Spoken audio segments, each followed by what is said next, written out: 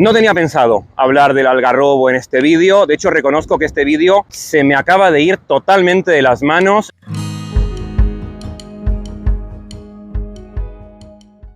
Como pueden ver aquí en el cartel que tengo a mis espaldas, me encuentro en el río Lajish, concretamente en la ciudad de Ashdod. Hay un río en la zona norte en donde se encuentra la desembocadura del río Lajish. Es el río el cual estamos a punto de ver.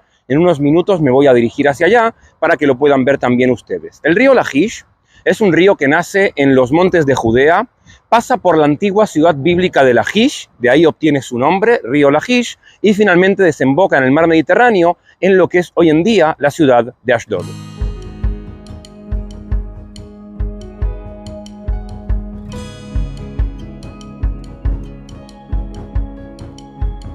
Aquí podemos ver el río Lajish.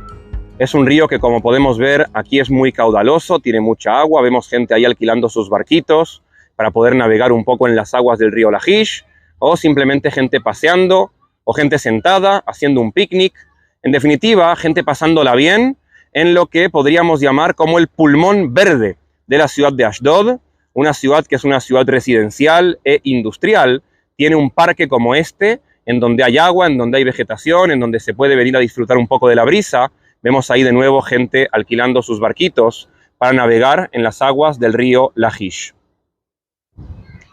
Sin embargo, este río es un río que solamente tiene agua aquí, en este tramo, en la desembocadura, en el norte de Ashdod, en el mar Mediterráneo, porque la mayor parte del río es un río seco. Desde que nace en los montes de Judea hasta que llega a este tramo, el río es un río seco que solamente se llena con agua cuando llueve en invierno y solamente a veces, ni siquiera pasa todo el tiempo. El motivo por el cual aquí hay agua es porque en esta zona el río se junta con el acuífero de la costa. Un acuífero es un depósito de agua que hay en el subsuelo que se crea de forma natural gracias a que la tierra absorbe el agua de lluvia y el agua llega hasta una capa impermeable y entonces se deposita en ese lugar. De hecho, en toda la costa de la tierra de Israel hay un acuífero que es un acuífero de agua potable. Aunque el agua de este río no es agua potable, el agua está contaminada y, si no me equivoco, este cartel que hay aquí dice que está prohibido. Vamos a ver qué dice. Sí, efectivamente, dice Sakaná Aknisa Lamaim Asura. El motivo por el cual está prohibido entrar al agua es porque el agua está contaminada. Y el agua está contaminada porque, si se fijan, podemos ver ahí un puente. Y ese puente nos lleva directamente a esa zona que podemos ver ahí atrás del río, que es una zona industrial con fábricas industriales, y el trabajo de estas fábricas industriales ha ido poco a poco contaminando el río Lajish. Entonces está prohibido pescar y está prohibido también meterse al río, está prohibido bañarse dentro del río. Entre toda la vegetación que hay aquí en el Nahal Lajish, estoy viendo muchos árboles de algarrobo. Y me estoy acercando precisamente a uno de ellos porque quiero mostrarles el árbol de algarrobo, porque tiene muchas particularidades de las cuales me gustaría hablar. Miren, este árbol es un árbol de algarrobo. Podemos ver ahí arriba el fruto del algarrobo, que se llama la algarroba, y de hecho me quiero acercar un poco más. De hecho me voy a poner abajo del árbol para que podamos ver bien sus ramas, sus hojas, y ahí el fruto del algarrobo, la algarroba. Voy a intentar a ver si llego, porque el fruto del algarrobo tiene mucha tradición dentro del judaísmo. Voy a ver si puedo agarrar este de aquí. Ahí está. Aquí tengo en mi mano una algarroba. Lo logré.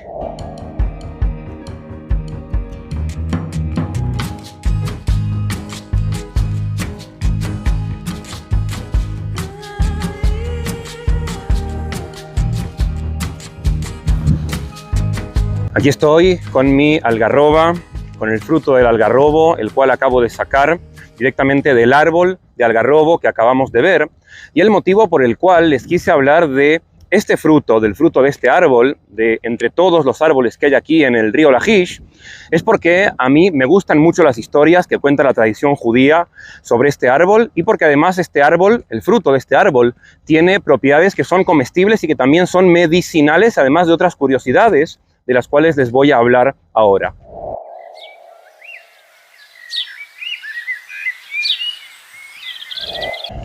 Mientras tanto, yo sigo caminando por el río Lajish y, llegado a este tramo, Podemos ver incluso cómo el río llega a conectarse con el mar Mediterráneo en la desembocadura del río Lajish. Podemos ver ahí al fondo la playa de Ashdod y el mar Mediterráneo. Esa es la desembocadura del río Lajish. En un rato me voy a acercar más a la playa para que lo podamos apreciar mejor.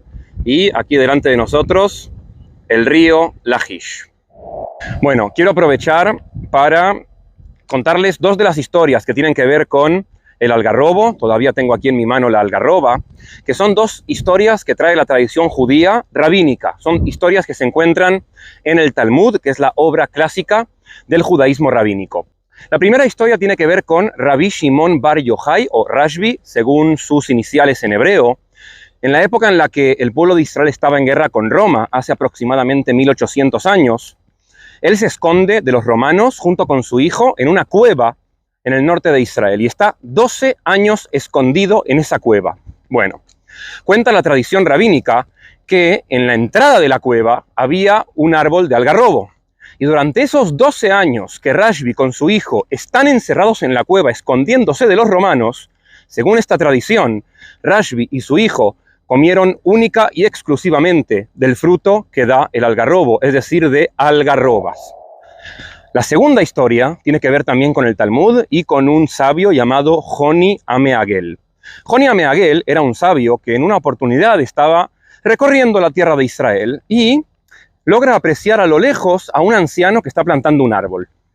Joni Ameagel se acerca al anciano y le pregunta qué es lo que está haciendo y el anciano le dice: estoy plantando un algarrobo, es decir, el árbol del cual se extrae este fruto. Y Joni Ameagel le dice: ¿pero cuánto va a tardar este árbol en dar sus primeros frutos? Y el anciano le dice: 70 años. Nosotros hoy en día sabemos que este dato es incorrecto porque es cierto que el algarrobo tarda mucho en dar sus primeros frutos, 6, 7 años, pero no 70, no importa. Lo importante es la moraleja, es el mensaje que nos quiere transmitir esta historia.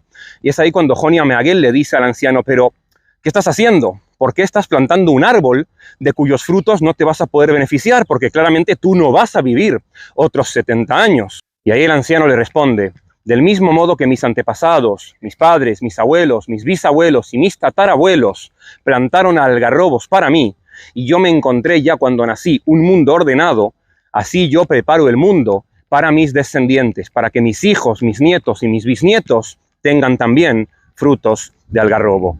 Estas son dos historias que tiene el judaísmo rabínico que hablan directamente del algarrobo y de su fruto, de la algarroba.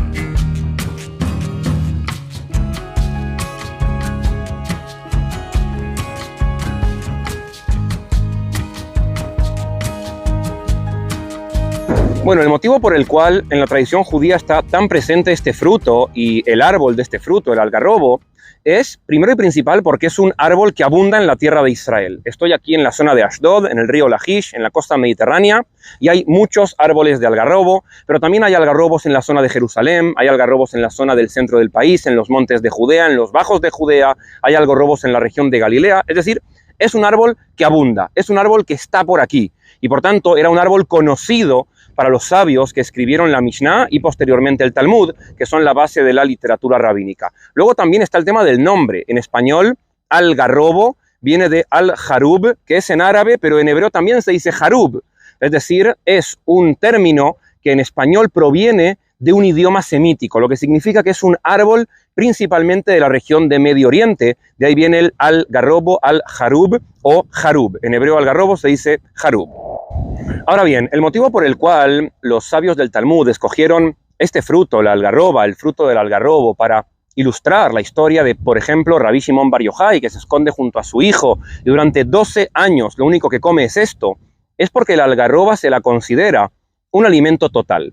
¿Qué significa que es un alimento total? Que es un alimento que tiene muchos nutrientes positivos y beneficiosos para el consumo, es un comestible. De hecho, tiene un porcentaje muy elevado en azúcares naturales, a diferencia del cacao. Por ejemplo, a la algarroba no hace falta agregarle azúcar. Es un alimento que tiene proteínas, aunque por supuesto que las proteínas no llegan al nivel de las proteínas que se encuentran en el mundo animal, pero no importa. Es un alimento que tiene vitaminas, vitamina A, vitamina B1, B2, B3, B6, vitamina D, también se puede encontrar en la algarroba. Y una de las curiosidades que tiene la algarroba es que no tiene gluten y por tanto es un alimento que pueden hoy en día consumir los celíacos. Ahora, ¿cómo se come? ¿Cómo se prepara la algarroba? Hay muchas maneras. Primero, la algarroba se puede transformar en harina. Esto se puede secar y triturar de tal manera que obtengamos de aquí harina de algarroba. De ahí se pueden preparar alimentos como por ejemplo pasteles, galletas. Se puede preparar también una bebida de algarroba que es parecida al chocolate.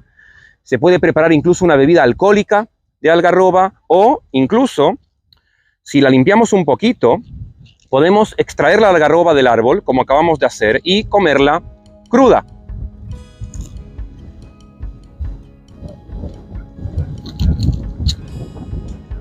Pero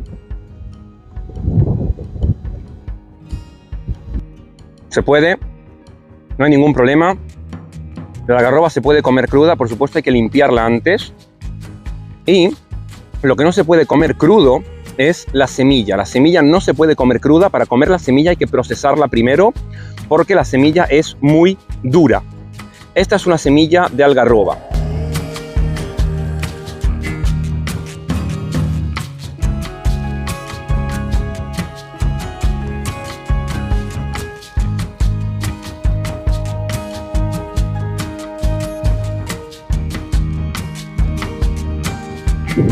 Bueno, como dije, aquí podemos ver esta semilla de algarroba y lo que tiene de especial, y para eso voy a girar la cámara y quiero que vean mejor esas semillas. Ahí podemos ver que tengo en mi mano 5 semillas de algarroba. Ahí podemos ver 1, 2, 3, 4, 5. Bueno, si se fijan, estas semillas de algarroba que tengo aquí en mi mano son todas muy parecidas. De hecho, son casi idénticas. Los antiguos griegos ya se habían dado cuenta, ya se habían percatado de que estas semillas chiquititas de algarroba son idénticas. Y de hecho, todas miden lo mismo y todas pesan lo mismo. El peso de cada una de estas semillas es de 0,2 gramos. Significa que 5 de estas semillas, como las 5 que tengo aquí en mi mano, pesan 1 gramo. En griego, cada una de estas semillitas recibe el nombre de queratión. De hecho, queratión es la manera en que los griegos nombran también al árbol del algarrobo. Un algarrobo en griego es un queratión. De ahí la palabra se transforma en karat, cuyo origen es árabe, y de karat se transforma en quilate, que es la palabra que se utiliza hoy en día en español. De hecho, cada una de estas semillitas es un quilate. 5 semillitas son 5 quilates, 20 semillitas son 20 quilates, y recordemos que 5 quilates son 1 gramo.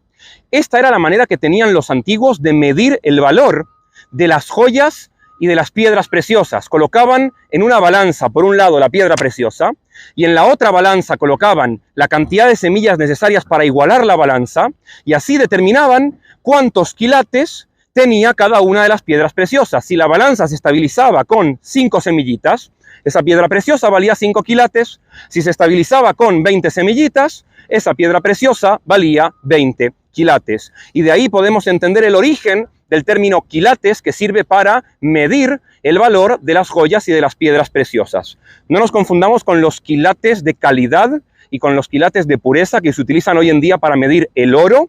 24 quilates, 18 quilates. Es cierto que el origen también es este mismo, pero la historia es un poco más rebuscada y quizás para otro vídeo. No para este, porque ya se está haciendo muy largo. Ahí acabamos de estar y hemos caminado hasta llegar al mar Mediterráneo, a la playa de Ashdod, en la desembocadura del río Lajish. Podemos ver ahí cómo hay bandera roja. Por cierto, simplemente a modo de curiosidad, en Israel bandera roja significa precaución. Yo sé que hay países en donde la bandera roja significa que está prohibido meterse al agua. Aquí no. Aquí bandera roja significa que se puede entrar al agua, pero con cuidado. La bandera negra significa que no se puede entrar al agua. Cuando hay mucho oleaje, cuando hay mucha corriente submarina, es cuando ponen la bandera negra. Roja significa que está todo bien, pero vigilando a los niños que no se metan muy adentro y solamente en la zona delimitada por los socorristas, por los vigilantes de la playa. Bueno, aquí estamos ya en tierra firme. Como ven, aquí al lado de la playa hay un parque bastante nuevo, bastante entretenido. Lo más divertido es que tiene sombra para los niños, porque estamos justo en la playa, mucho calor. Ahora miren esto. Tengo aquí todavía las semillitas. Tengo solo 2 porque a medida que iba caminando se me han estado cayendo las otras, pero recordemos que al principio tenía 5. Bueno, estas semillitas de algarrobo se utilizan también para medir el calzado. Yo, por ejemplo, y esto lo voy a demostrar poniendo aquí mi pie. Ahí está mi pie. Yo calzo 45 es un número bastante grande. Significa que para llegar al número 45 tengo que poner 45 semillitas de algarrobo en fila. Y aquí solamente tengo 2, pero si tuviese 45, pondría las 45 una atrás de la otra y llegaría exactamente a mi medida de calzado. Si una persona calza 40, entonces lo que tiene que hacer es simplemente poner 40 semillitas. Si una persona calza 36, pone 36 semillitas. Esta era la manera que tenían también los antiguos de determinar el tamaño de los diferentes tipos de calzado.